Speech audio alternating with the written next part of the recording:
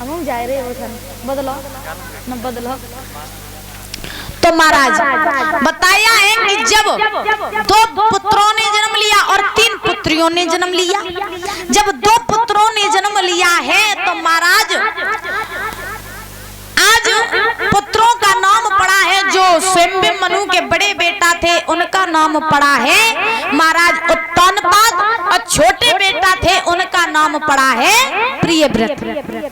जब 2 पुत्र हुए 3 पुत्रियां हुई तो महाराज जब स्वयं मनु के ये दोनों बेटे बड़े हुए, तीनों पुत्रियों का विवाह किया।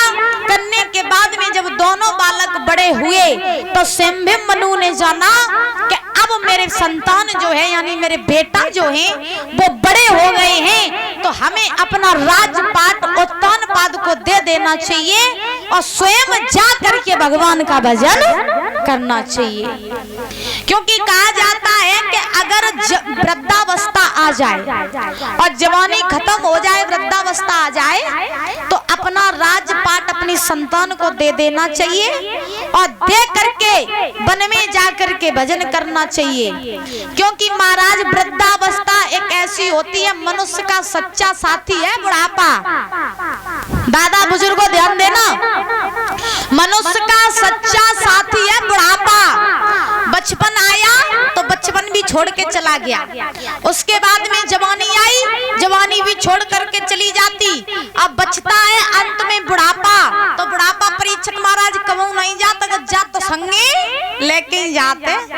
हाँ, बुढ़ापा कभी नहीं छोड़ता है। तो बताया जाता है कि अगर मनुष्य के ऊपर बुढ़ापा आ जाए तो बुढ़ापे में अपना राजपाट पुत्रों को संतानों को दे देना चाहिए और स्वयं जाकर के भगवान का भजन करना चाहिए। क्योंकि चलो मान लिया जब भगवान मनुष्य को प्रकट करते हैं, धरती पर भेजते हैं, तो कहते हैं कि धरती पर जाना और मेरा भजन करना। तो मनुष्य जब धरती पर आता है तो परीक्षित महाराज सबसे पहले बचपन आता, तो बचपन खेल कूद में निकल जाता है तो भगवान का भजन नहीं कर पाते। उसके बाद में जब जवानी आती है तो जवानी में संतान हो जाती है, विवाह हो जाता तो घर गृहस्थी में फंस जाते, चलो छोड़ो भजन नहीं हो पाओ। अब जा बताओ कि बात समझ में नहीं आती कि बुढ़ापा, तो बुढ़ापे में कौन ऐसी बात होती है जो मनुष्य भगवान का नाम नहीं ले पाता है। संतान थी विवाह कर दिया, लड़कियां थी विवाह कर दिया, अपने अपने ससुराल चली गई, राजपाट तो सब बच्चन को दे दो तो मरे जात के भगवान को भजन नहीं करते।